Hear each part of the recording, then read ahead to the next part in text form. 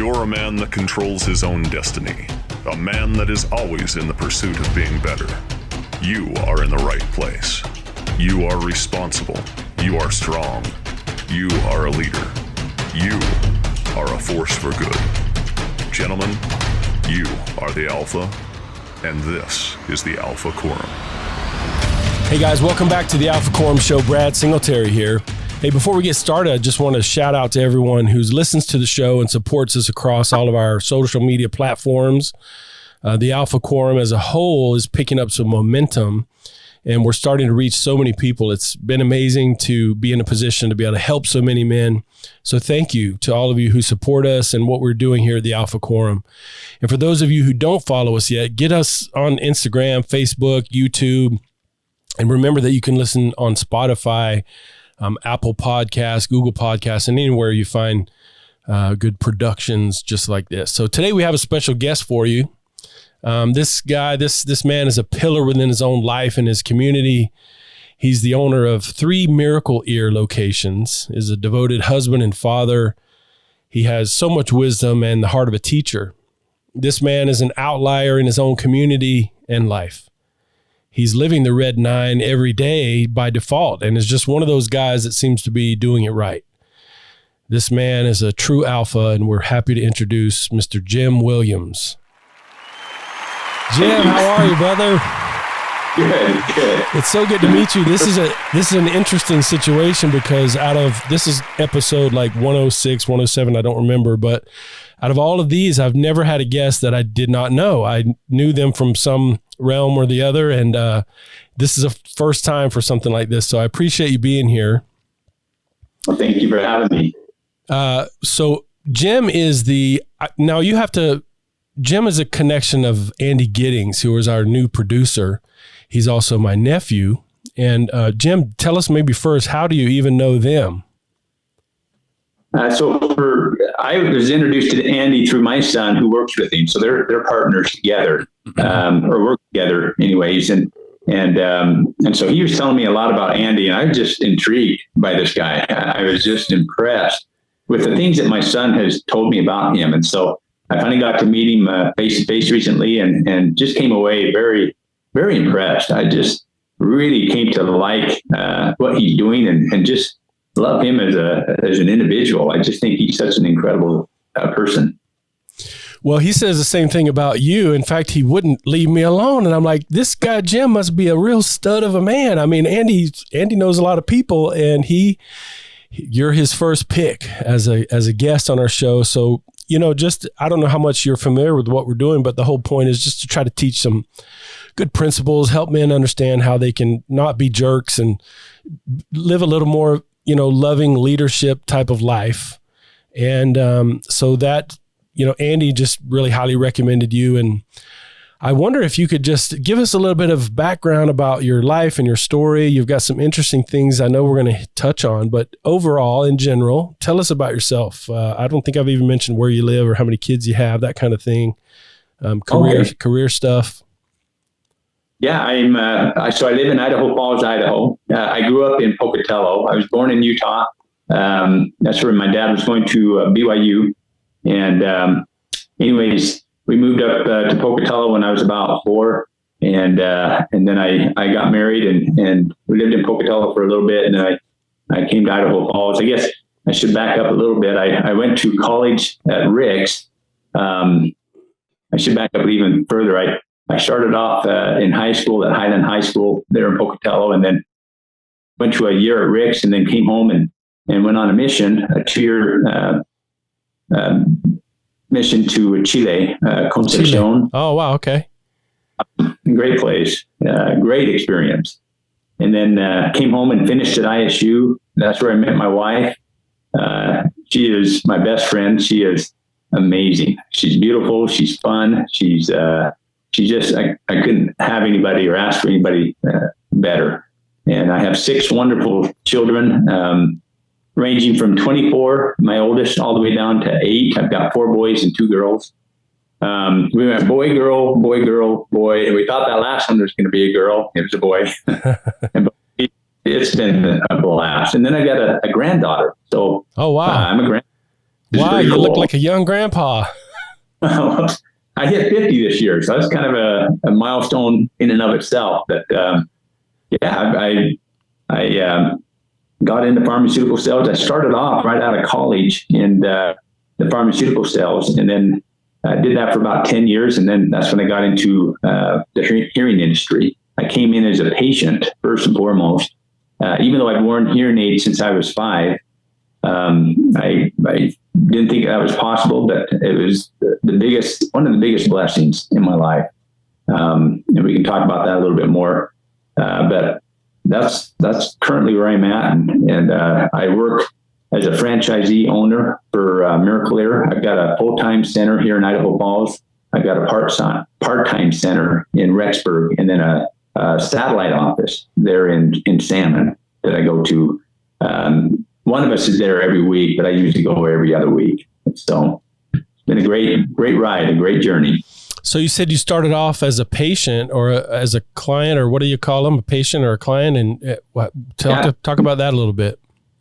So to back up a little bit, I was born with a severe hearing loss. I have 2 brothers that also have a severe hearing loss. I was told that I was the worst of the 3. I'm the oldest of 5. And then I've got my 2 brothers and then 2 sisters. My 2 sisters have perfect hearing. But we discovered that I had that hearing loss when I was about 4, started wearing hearing aids when I was 5, my brother and I. And that has been one of those challenges throughout my early career my early life that really was a challenge. I grew up very active, very, loved sports. I was always, just doing things. But my hearing loss was a challenge in school. Hearing people. I remember in church, they play that game where you would whisper in the ear and they would say, I dreaded that. And it seemed like they did that more. And I just remember thinking, oh, great, because I couldn't hear whispers. If the teacher in school was talking outward, I could generally pick up most of what they were saying. But the second they turned their back, or if there was any comments by any of the other students, I was at a loss. And so it was one of those growing up that I hated, not just because of the challenge of that, but my hearing aids were huge. I mean, yeah, those older ones were big, ginormous. Yeah, they were big. They were big. The ones that wrap around. Exactly. Yeah. The big, thick tube down the side. Mm-hmm. I remember one time, and I was so used to it because this was in the middle of elementary school. They were giving those free hearing tests, and I'd been here, tested before I knew what this was. So as it was coming up to my turn, I just took out my hearing aids, put them in my pocket, walked into that booth. And when they tested me, I just remember that guy kind of getting down to my level. And he says, "Man, son, you've got a lot of hearing loss. You can't hear. Hold on." I put my hearing aids in and he goes, "Oh, okay, well, you're good." But I really did. I struggled to hear. I had to take special classes. I remember after kindergarten, they would take me over to the college, which was right off that campus, and they would run, just certain exercises to help me. And both my brothers went through the same thing. All through elementary school, I had to be pulled out of class to take a special class to help us with our vocabulary, speaking correctly, enunciations, those kinds of things, because we had a particular challenge that was they had to work with us on. When I got into junior high, like I said, I love sports. I got on the basketball team. That was my real love as far as sports went. When I got into high school, I always did pretty good in school because I would work really hard. I had to. I tried to excel in everything I did. And that was the challenge, was in classes, there was only so much I could do. So I found that I had to study twice as hard. I remember in high school, I would come home with 3 or 4 hours of homework because I had some notes, but then I'd go back and just try and read or reread everything to try and fill in the gaps. And I was a terrible tester, but I did all the homework and managed to graduate with a 3.9. Oh my GPA. Goodness. Wow. But boy, it was not easy. I can't emphasize that enough. I really had to study a lot. And so I think I love basketball because it was my way out. It was my my reprieve, and I'd go out there for hours and just practice. And one of the toughest challenges I had was my senior year. I'd always made the team. In fact, we won our state championship in 1990, my junior year. And I practiced really hard that summer. I really wanted to play, but I was worried because we had a lot of talent, obviously, on our team. And I went to the coach after a grueling summer and said, "Am I going to be able to play much?" And the way he said it, I knew what he was insinuating, and it was because of my loss. He said, "You got to recognize your role." I understood that when I was out there, sometimes I couldn't hear them yell out a play, and so I'd be the last one to catch on.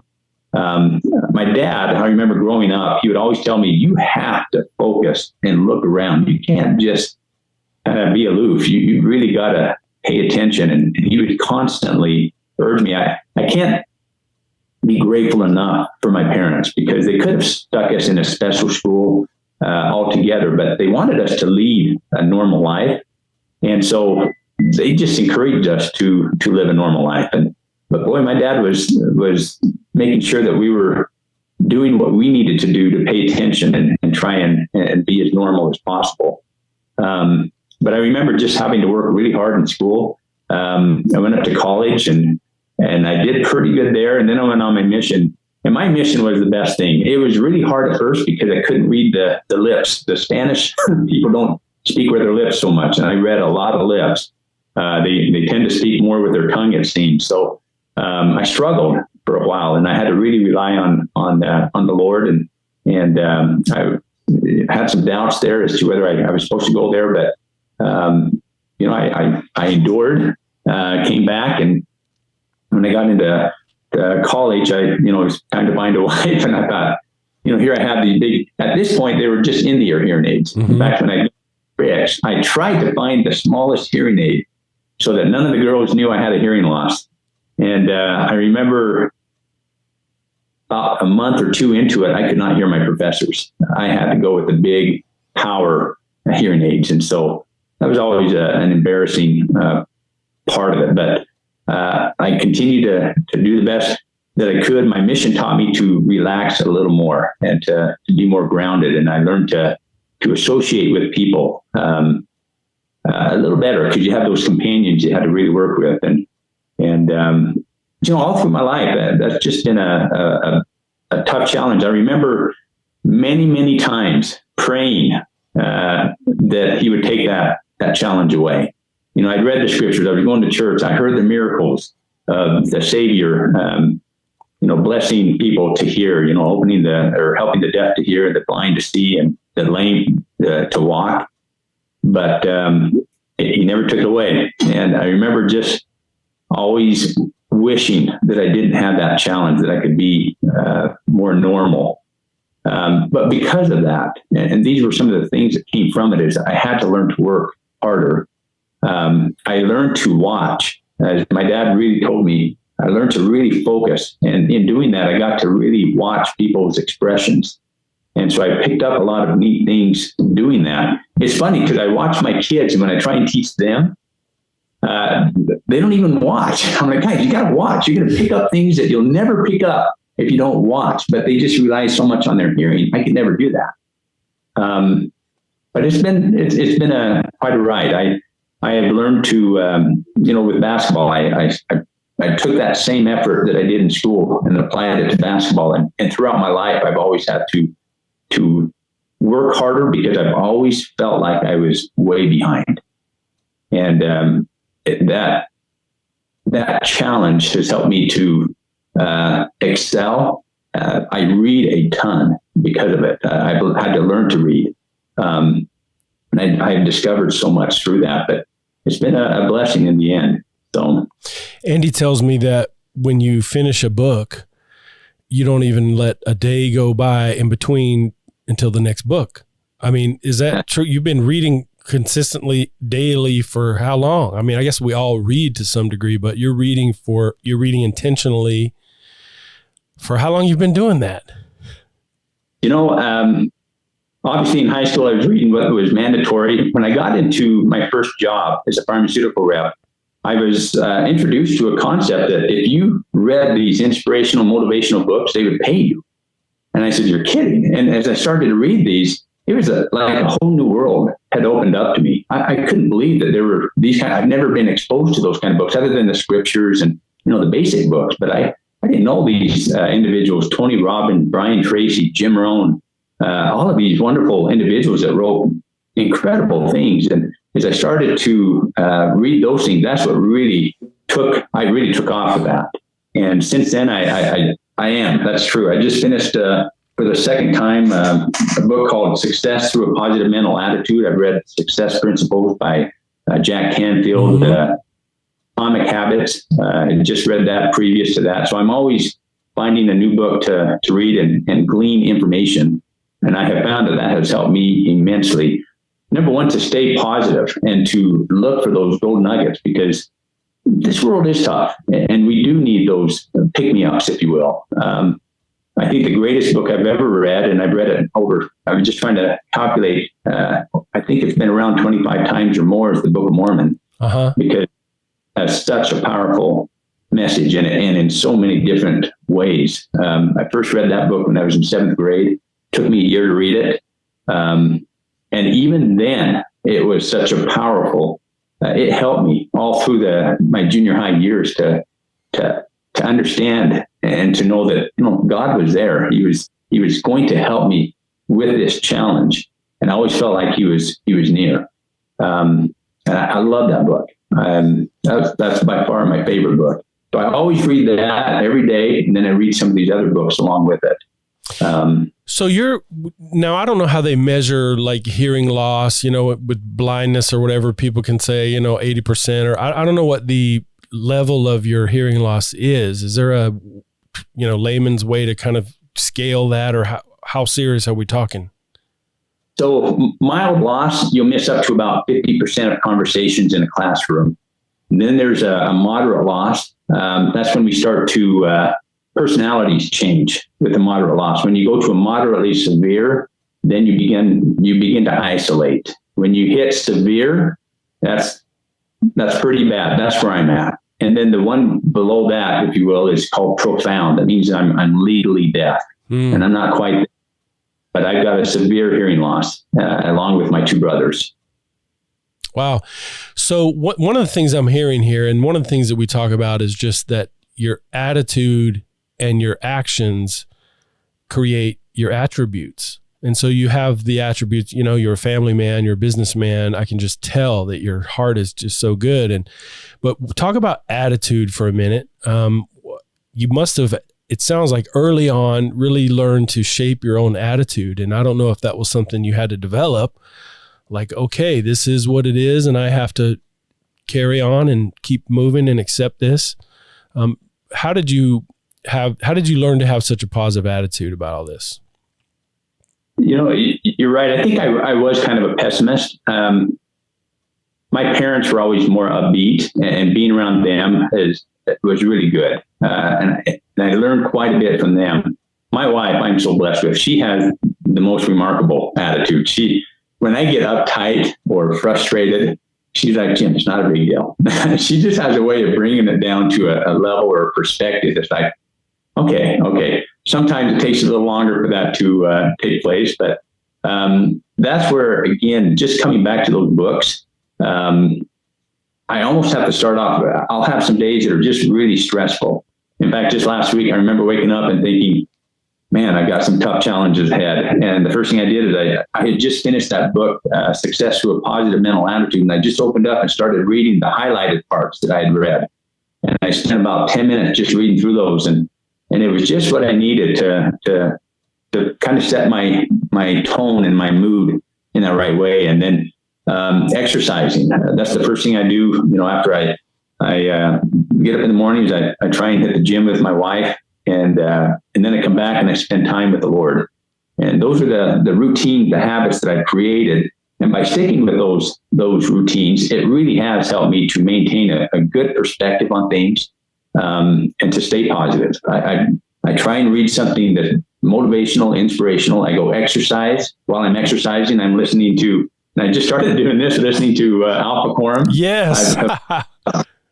man, Butch Williams, I love listening to him. I listened to your Series 66. That's the one that Andy sent me. I listened to the first few pods, or the first 2 or 3 that you had listened to or made. Loved it. You started that whole program, but those are the kind of things that I listened to. Before then, it was listening to Jim Rohn and Tracy, Brian Tracy, and Ed Milet, just inspirational. Earl Nightingale. I listen to those guys while I'm exercising, just because I love to get that motivation, that inspiration to keep going and never quit. So what I'm hearing there is a decision to do it. You've made a decision to maintain your attitude, like as if it's your body. It's like, I'm going to exercise these muscles and I need the stimulation, and I can find that through good books. You even talk about a scriptural thing there, and then your fitness routine and all that, but you're choosing. And so, you have to seed it. You have to keep feeding your attitude and that's part of your habit, because that those things are going to kind of get your mindset corrected and calibrated. And then I just love that. I mean, some guys know that they have a terrible attitude and they don't know how to fix it. Well, you decide to, and then you start seeking the wisdom and the things that are you're looking for the frequency of what you want to feel.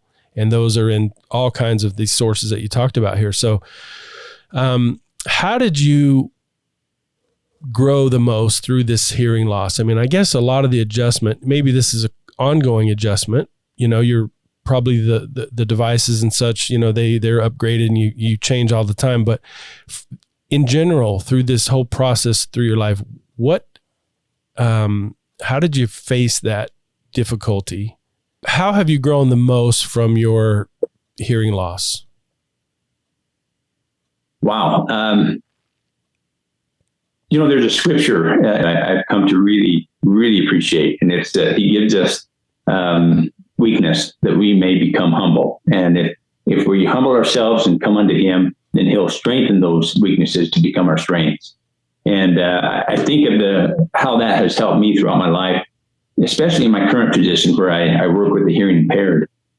What a blessing that I get to help those that come in just as I did, struggling in so many different areas, not being able to hear very well in church, not being able to participate in family conversations, and especially if there's any background noise.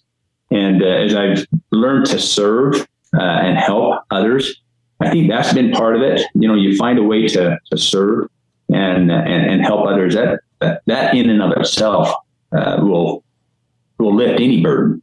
And so I've come to realize that yes, it's that choice, like you said.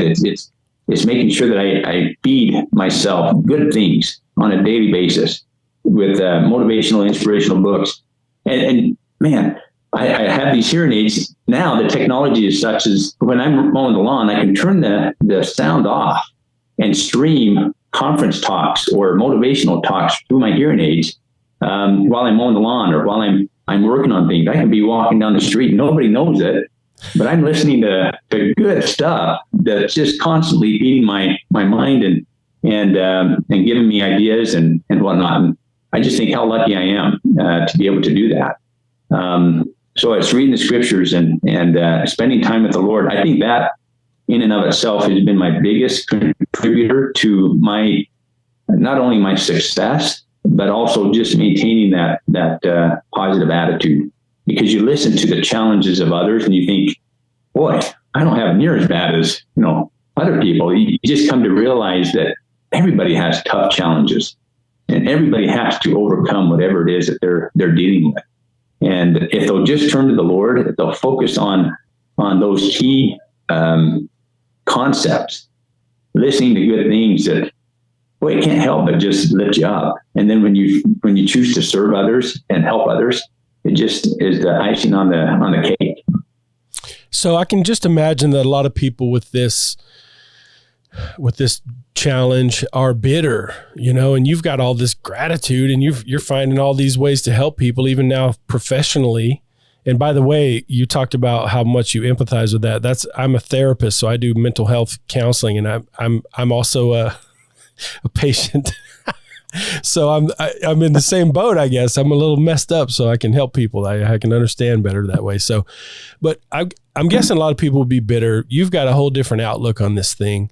And I'm just wondering how other men in your life have shaped some of that. So, I just think that's one of the most important roles of manhood is to be a teacher and be an example and literally model healthy behavior. So who was that for you? Who are the men and what did they do to teach you? How did you receive influence from other men?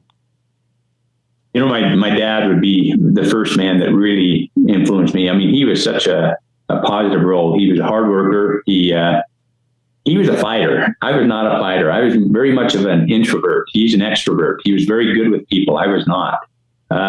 But watching him and listening to him, and he would talk to me and just, spend time with me. He took me out and he would practice with me, with the sports and basketball and baseball. And he was definitely my biggest role model as far as what a man was. It was interesting that he was a hard worker, but he always spent time with Friday afternoon was his golf time. That's where he went golfing with his buddies. And now I look back and see, that's cool. He was spending time with other men. He was getting, they were swapping stories and sharing frustrations. And I think I wish I'd understood that earlier. I was such an introvert that I really didn't get that kind of camaraderie with men. And I think when I got home off my mission, a really good friend of mine at that time was Terry Baker, and he and I got through school together. Even though we started with the same classes, we kind of went different ways, but we were still very close and did a lot together. His wife and my wife, and we did a lot together. When I got into church up here in Idaho Falls, I met a wonderful guy. We were in the Young Men's program together, Jared Scott. He does a local outdoor show. He got me into hunting. Boy, if that doesn't make you a man, I don't know what does. Pretty awesome. With him, I got to shoot my first big game.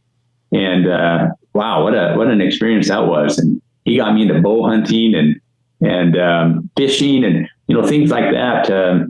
My dad wasn't a fisherman, wasn't a hunter at all. But I got to get that or experience that from Jared Scott and through different callings. I met different men, in the bishopric, met wonderful guys that just, you learn so much and you spend that kind of time with them and you just become so close and you get to understand some of their challenges and how they're dealing with it. And you work together. And I think all of that has helped me to understand that when we work together, we can accomplish so much more. When I was reading Think and Grow Rich, there was that concept in there, and that was a light bulb that went off for me. And it's called, of course I would forget it, Mastermind Principle. That was just, when I read that, I thought, oh man, this is powerful. As a leader, and I say that loosely because I've never pictured myself as a leader. I always like to grab onto people who are leaders and follow them. And it's funny because now I've got a group. When I first took over Miracle, it was just me and this receptionist. Now there's 10 of us. I've got 4 other providers. And, I'm kind of heading this meeting every week to try and motivate us. And a lot of times I use the scriptures, but this is my team. I want to take that same concept. And that's one of the things that I've loved about my business is that, here I'm working with employees and associates. And I think, okay, how can I take this and apply it to my family? Because in the end, when I retire, that business goes away, right? But my family will always be there. And so if I can apply the good things that I learned from work and apply that with my family, and let's build my family as a team. I have really enjoyed that connection of how do I get these to match up? What I learned here, I can bring over here, and vice versa. And it's been such a wonderful journey, just learning those kinds of things and then applying what I read to both aspects. We're trying something right now that's just very new, but we're thinking of combining ourselves. So it's like me and one other provider working with a patient. While one's cleaning out the ears, the other one's cleaning the ears. We're talking. We've done this a few times. It's been fun. We make some adjustments, and because we have 2 experts, one might have a better idea of how to handle a situation than another. And so we're bouncing off of each other, and we come out and we've spent, we can cut that time down. But we come out of there so much more energized and excited. And we've worked as a team, and it's been fun. And so I thought, I want to do that at home. Let's work on the yard together as a family, rather than Holly, cleaning the house, I'm mowing the lawn. Let's do everything together. And, she can help me, I can help her, the kids can help. And then everything gets done faster, but we're working together. We're talking as we're doing it. We have more fun doing it. And so those are some of the things that I've taken away from this. You're talking about the question there was about the influence of other men. And for an introvert, you seem to be very engaged, socially. So in order to have that influence, you've talked about some men with the youth leadership and different things, jobs, school, some fellow students or whatever, all the way through. And now people in the community. And in order to do that, you had to show up. And I know that a lot of us are just guarded and we're like, we don't want to be judged by other people. And you've worked through a lot of that, what I would just call general maybe shame. We all have a little bit of shame, and we're afraid to be seen and afraid to look foolish, and we're afraid to be, stand out or seem weird or whatever. But you got invited, on a big game hunt or whatever, and something maybe you hadn't done, and you just choose to show up and be engaged. So that's something that I'm hearing there is a real key. There's plenty of wisdom around us if we're willing to hear it and willing to be there and willing to talk to the guy. And so that seems like a remarkable thing that you've, taken advantage of and really found some benefit in. I bet you have been that for other people too. And in that, maybe let's talk a little bit about leadership. So you're running 3 offices. You got a family, you got a household of 8. I don't know what the ages are, but 6 children, that's leadership. You've done volunteer things all the way from, throughout all of your adult life, from back to the mission.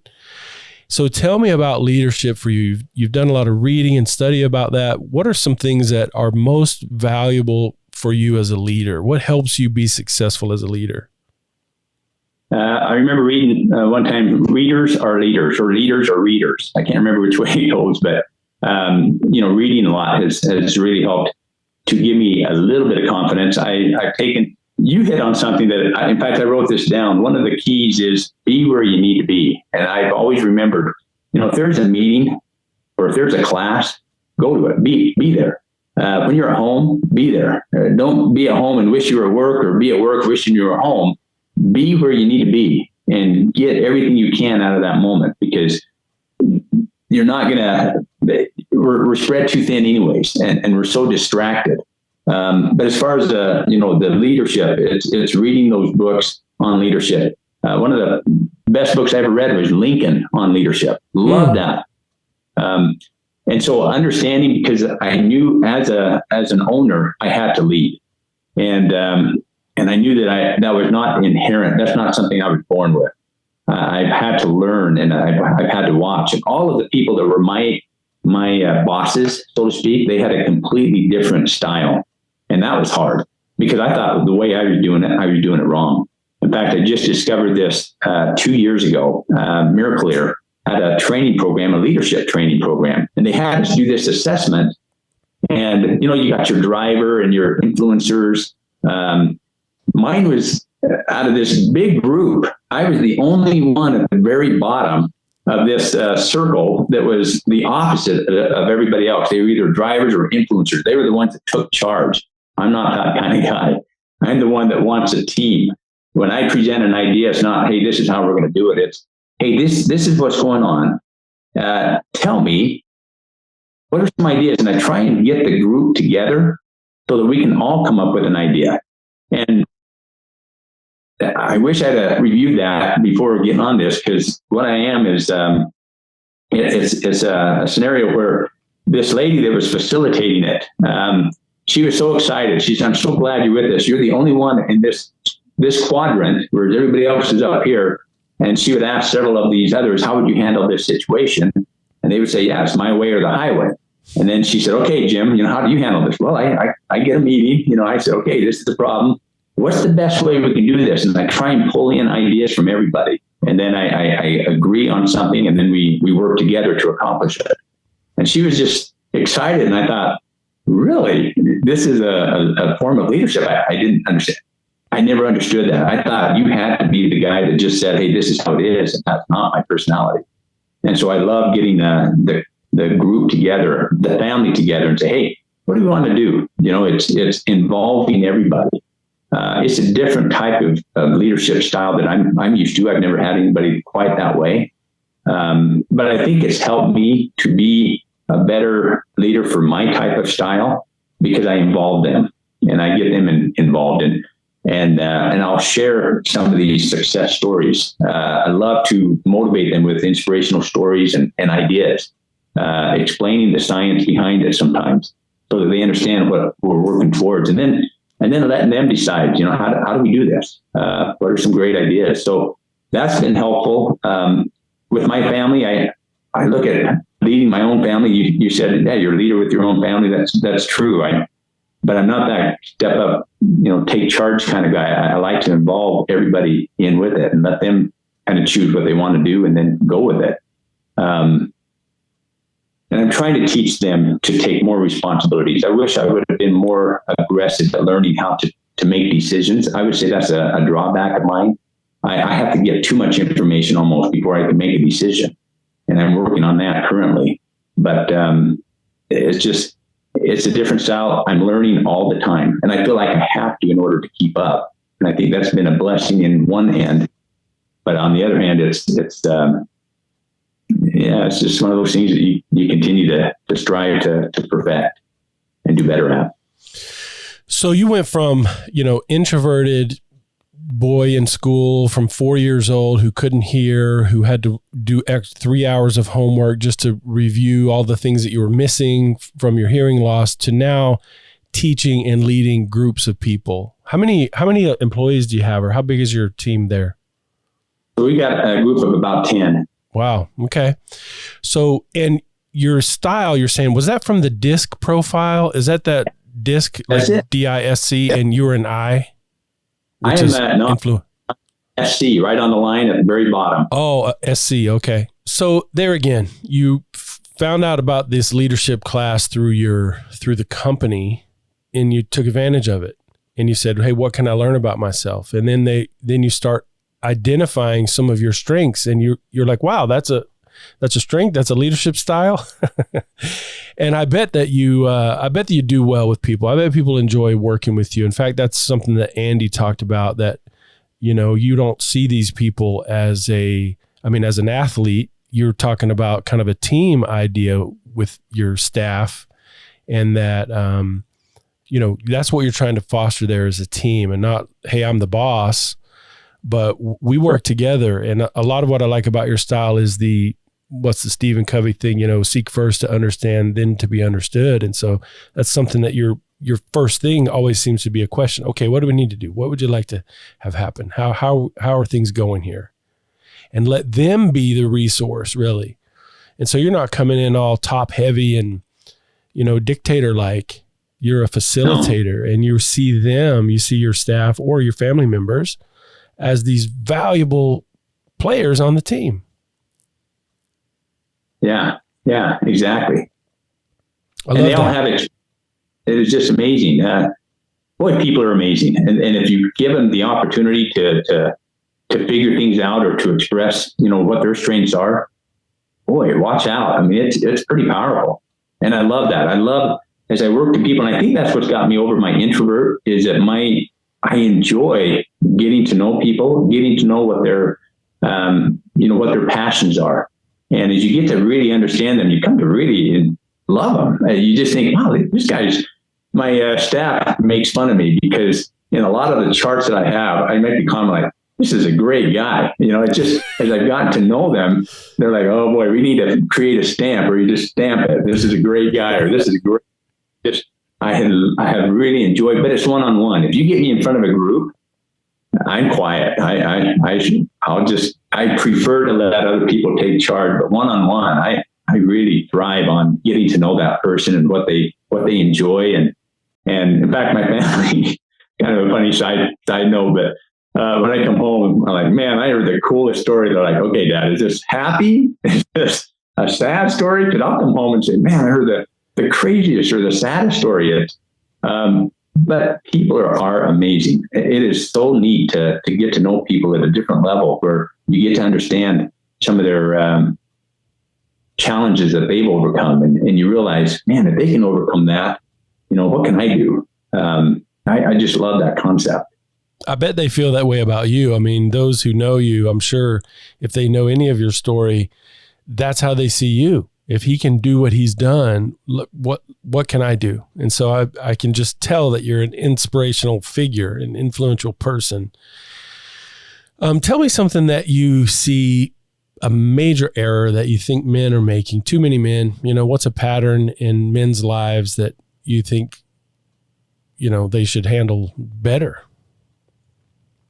Wow. I mentioned earlier, I love to listen to these things, and I heard one several months ago, Earl Nightingale. He talks about the biggest, somebody asked this doctor, what is the biggest problem with men today?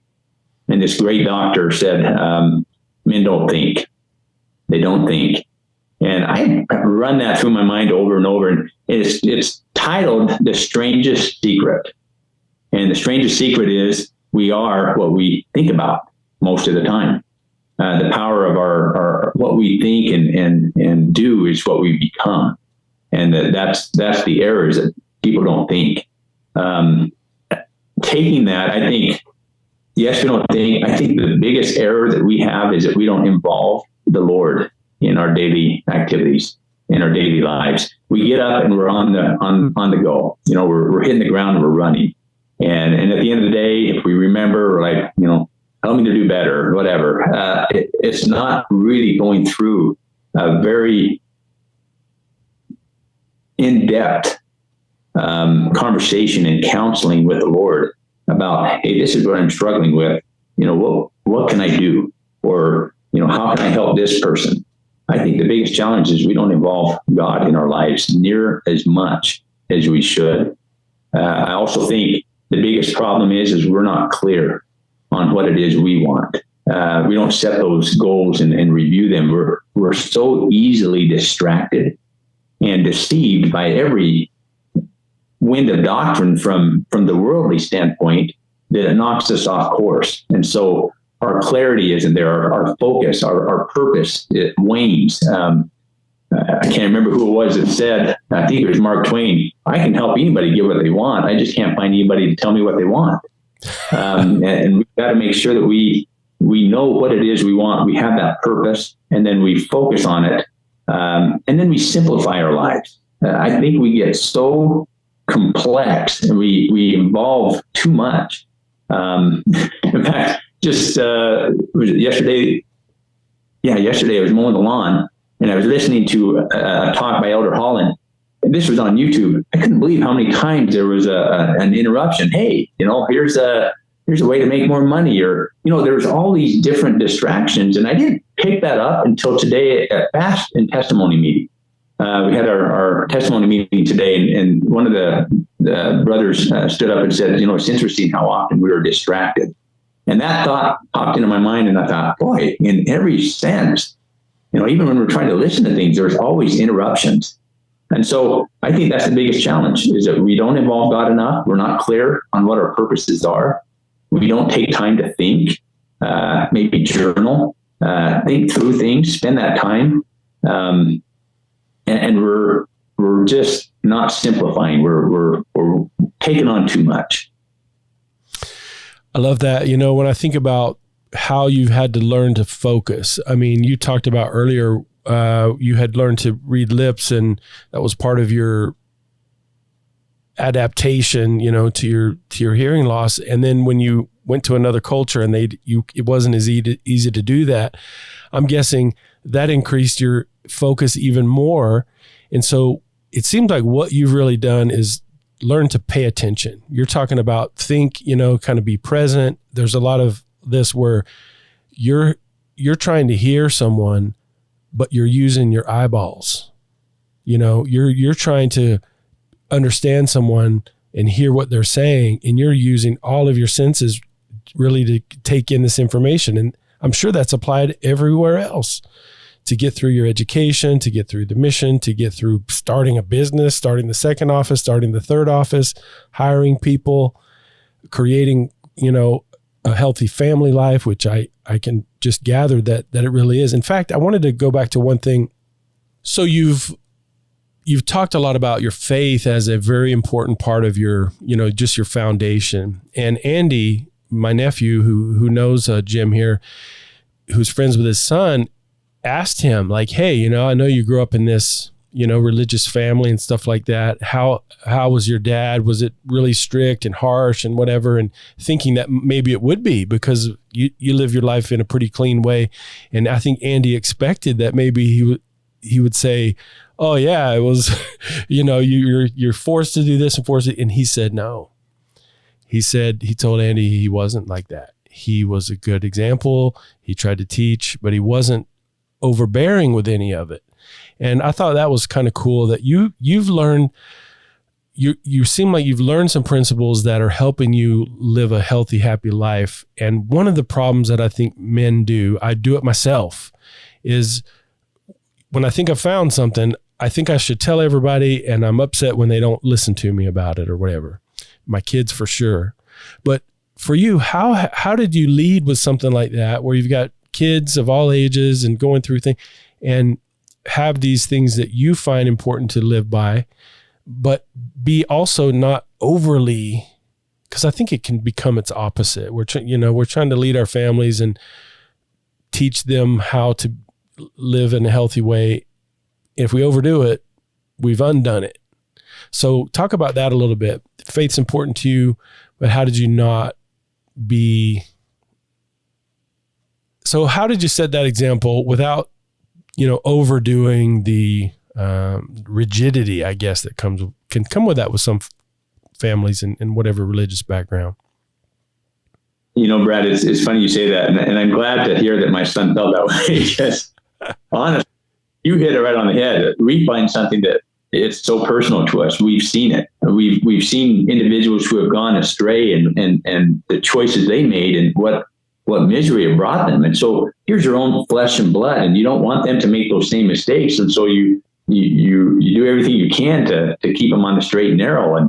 And that's, I have to bring my wife back in and say, she's the one that's really between the two of us. And it comes back to that mastermind principle. When we work together and we talk things through, we can kind of pull out things that, forcing our kids to do something they don't want to do is just making a bitter enemy out of them. Is that what we want? Or is it we want the relationship more? And through trial and error, we have had to figure that out. And so you get to the fifth or sixth kid and you start doing okay, huh? I joke with my wife, and that's why we needed 6, was to figure it out by number 6, I hope. But it really is a trial and error. It's taking it to the Lord. It's really opening our eyes and seeing, boy, is that what I want? Look at what's going on with this family and how they're handling it. And it's just using that ability to observe and think it through, and not just going with what's natural. Well, I'm the dad, this is the way it goes. But really trying to think things through, involve the Lord, and come back to that, we've got to engage and involve the Lord in everything that we do. And what you do with one son or daughter, you may not do with the other son or daughter. They're all individual. I can't believe how different each one of our kids are. They were raised the exact same way. They are polar opposites in certain areas, but it's so fun to see the different strengths in each one of them. I have really marveled at how each individual, each one of our children has a special strength and gift. And I love it. But it's just working through that, engaging the Lord, involving the Lord to say, okay, what's the best way to handle this one? How do we do this? And remembering it's the relationship that's the most important. They will have to figure it out on their own, and that's okay. That's a powerful concept. And I think education helps. I think learning and understanding certain things makes a huge difference. If your thought was, well, if they go off the deep end, I'm in trouble, you're going to fight. But if you think, you know what, it's okay. Let them decide on their own. That we're all here to make that choice. But if they understand, or if we understand that their choices, we've got a loving Father in heaven. He's not going to allow them to stray so far without bringing them back. He really is, and our Savior, the Good Shepherd, he knows and watches all of us to such a high level. And sometimes we think it's all us. Well, we have a Savior and a loving Father that loved them way before we did, had them before we had them, And so it's just knowing that, I think, really gives us that basic foundation of, hey, just love them, be there, help them. One of our principles that we teach from the Red 9 is reverence. And that's really kind of the spiritual side of that. But and some of our listeners and some of the guys in our groups aren't believers of any sort. But to just ask the question, what should I do, to just reflect, to just slow down, that's part of that stillness. Ryan Holiday, he's bringing back the Stoic stuff, the daily Stoic. I don't know if you've heard of that, but that's a term he uses, as stillness. So for you and your wife, it may be prayer, but it's just the humility to ask the question and to realize, okay, there may be things I don't know. I've got these kids, I have these employees, I have these situations in my life. And so for you, that includes prayer, discussion with your wife, but the asking of the question, the recognition that I don't know everything. And this is important. These people are important, and I need to be reflective and try to, find some guidance. For you, that's in a very spiritual way. But I think in general, for guys who may be listening to this, who aren't relating to some of it, the idea that you can receive some direction, you can be guided through the question itself. It slows you down. I have a friend, another therapist, and one of her principles is intention. And I think that's her spiritual word. That's kind of the idea of that intention is really powerful. And that's, a lot of prayer, for example, might be exactly that, where you said in the morning you work out, you read, and then you spend some time with the Lord. And I'm guessing that's reflection and prayer and pondering and that type of thing. That slowing yourself down and recognizing there are big things going on, and I'm a small person facing a big world. Help me out here. What should I do? Let me be intentional. And I love that whole part of how you look at life. And I just can only imagine that it's one of the things that's come out of your struggles. You don't sound like, you're really an above average man who's had above average challenges with this hearing. I can't even imagine going through life with one of my 5 senses that's so critical for everything we do. And here you are with this great attitude. Tell me something that you're still trying to figure out about life. I don't know, I guess you're probably about my age. I'm 48, maybe around there. I had 50 this year. 50 this year? Okay. So you've been through some things. What's something and you've overcome a ton and have had many successes. What's something you're still trying to work out?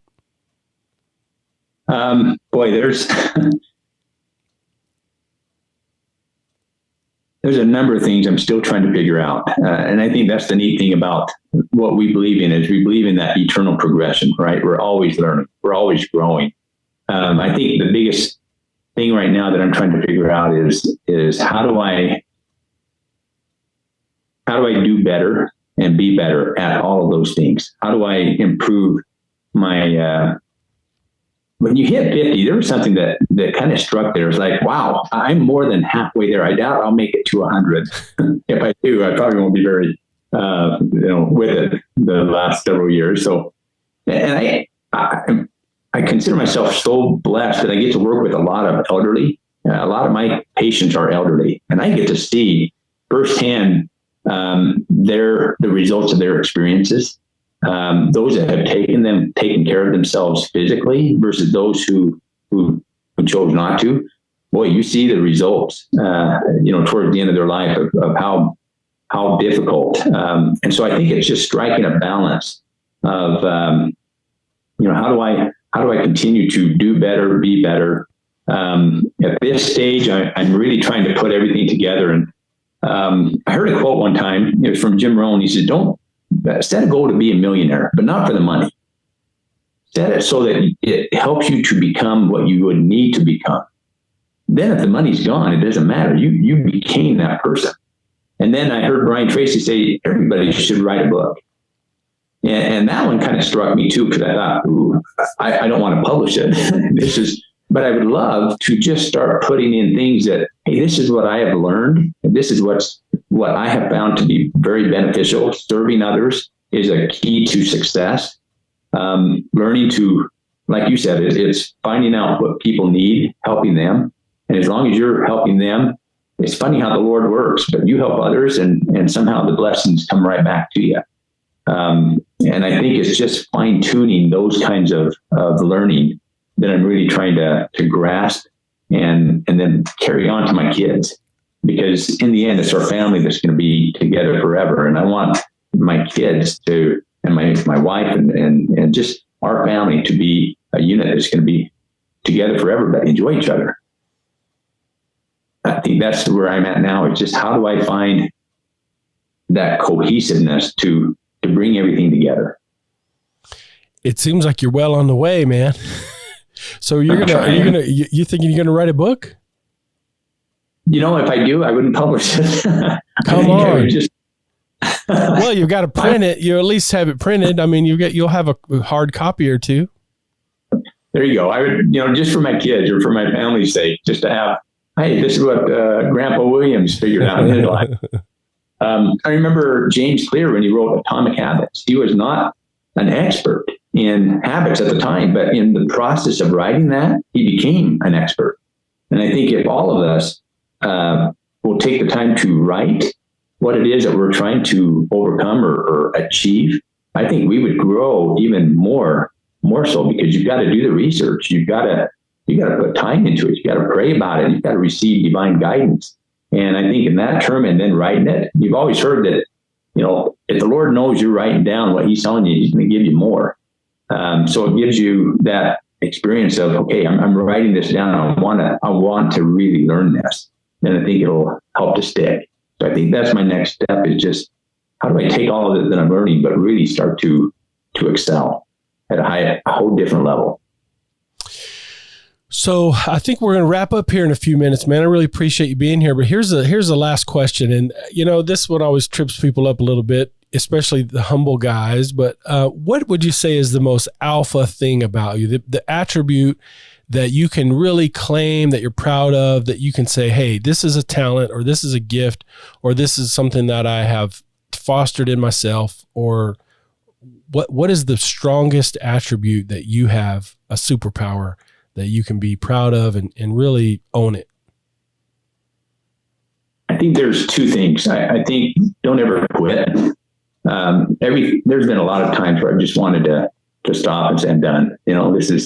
It becomes too overwhelming, but perseverance is a true principle. And knowing that I can turn to my Father in heaven and say, I need help. Like, because of the things I read and surround myself with, that's become a strength of mine, is that, yes, it's going to be hard, but I can do it. I've done it before. I've lasted in several different things.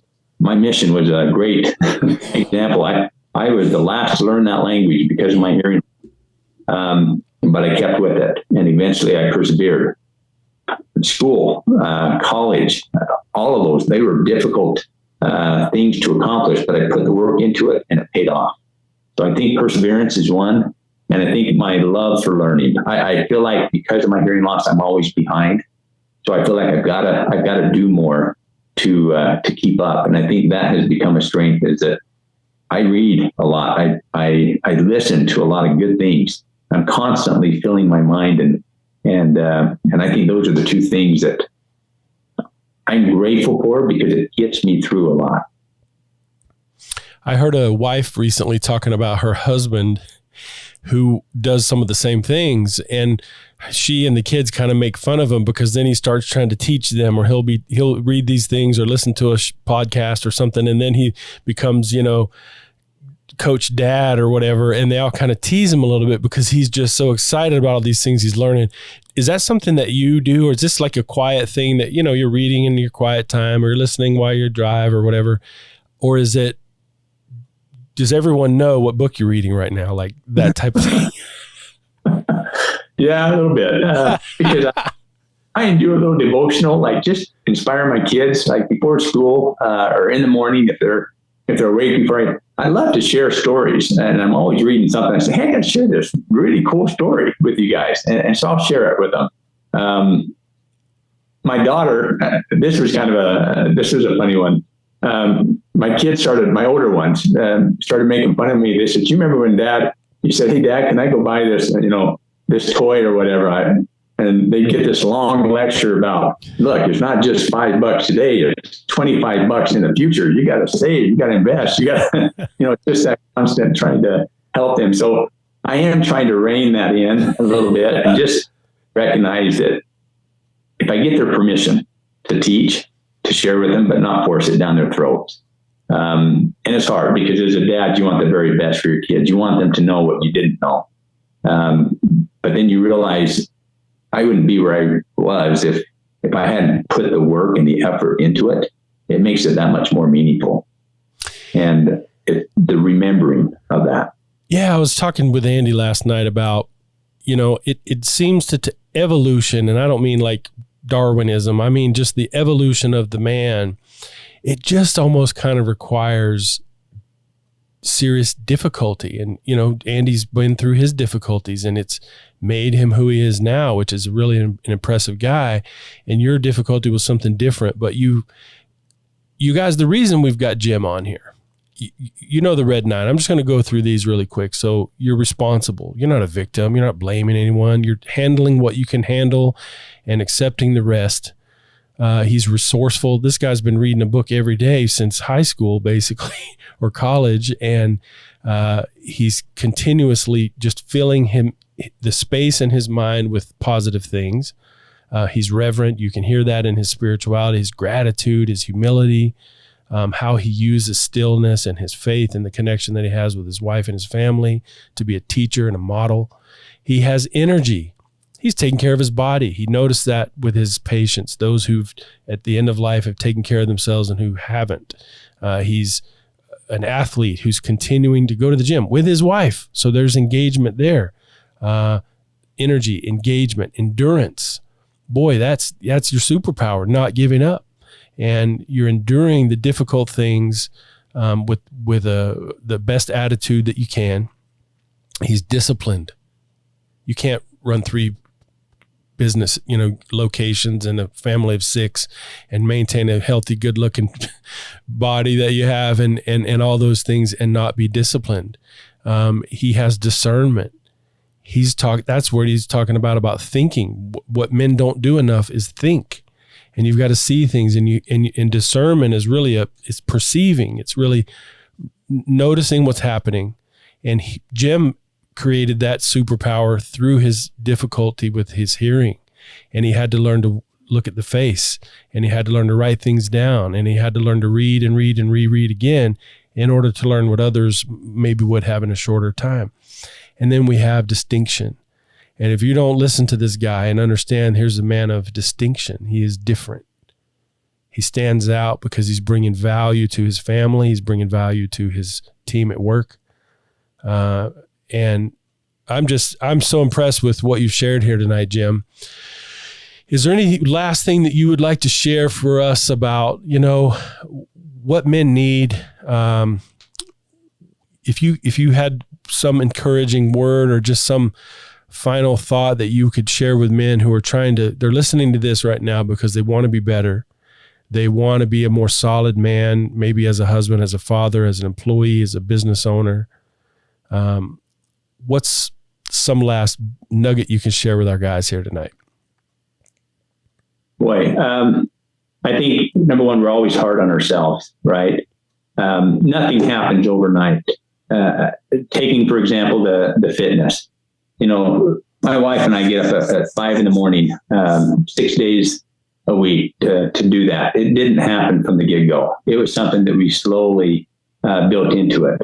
I didn't get into this habit of just all of these things overnight. It took time, and it was constantly revising and rewriting and replanning and redoing and just trying to make things better. But if you can just make subtle improvements, if you think of what really makes a man, anybody, just happy is when they see progress.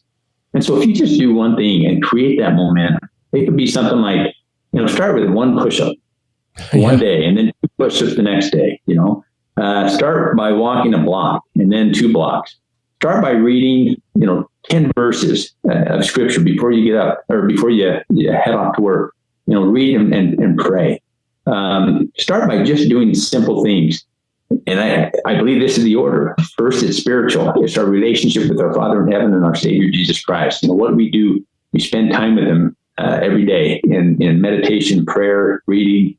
And then it's developing that relationship with our spouse. That's the person we're going to be with for eternity. Do things with that spouse, whether it's helping out in the kitchen, cleaning up, but do things together. And then your kids, we have this father-daughter or father and son outing. I try and take each kid out and just spend that one-on-one time with them. And then just moving down from there, fitness. I believe fitness is that third step down, because it's first spiritual, then social, our families, and then it's the physical. We need to be able to have the energy to accomplish a lot of work. And if we have our fitness, and if we're in shape, mentally, physically, boy, we're going to do a lot better. And then I think that 4th level would be the intellectual. Always improve. Even if it's saving $1 a week, create those habits.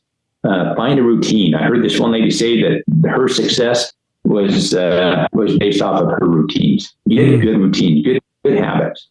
And if we do those things, boy, in the morning, if I've gotten up, I've exercised, I've spent time with the Lord, and I spend the rest of the day just, hanging out with my kids. No matter how the day went at work, it's been a successful day. And if we can just be satisfied and happy with and content with the things that we have, but at the same time, continue to progress little by little, I think we'll have a very meaningful and happy life. Well, it seems like you're doing that. It seems like you're proving to your children, you're showing them how it can be done.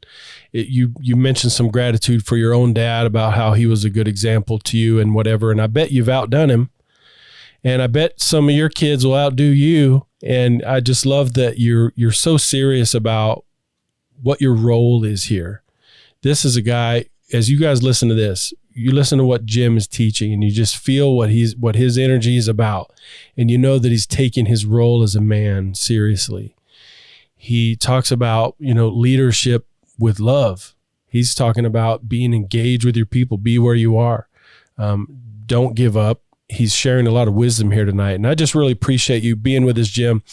When we get sharp guys like you, we're going to probably come back around to this. And so we may be talking to you again at some point. I have thought about going up to Idaho Falls. I've just been there recently to visit with Andy and Emily.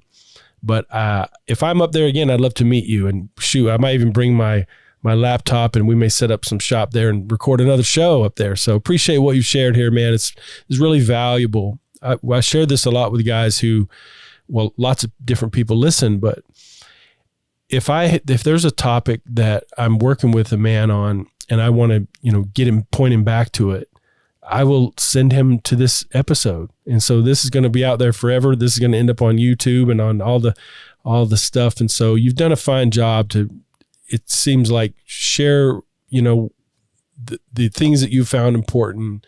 And it's clear you just seem like a happy man who's at peace.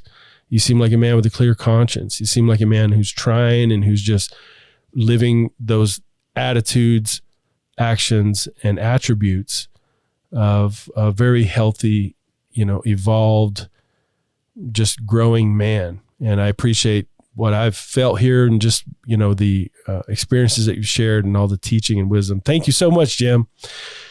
You guys, until next time, no excuses. Alpha up.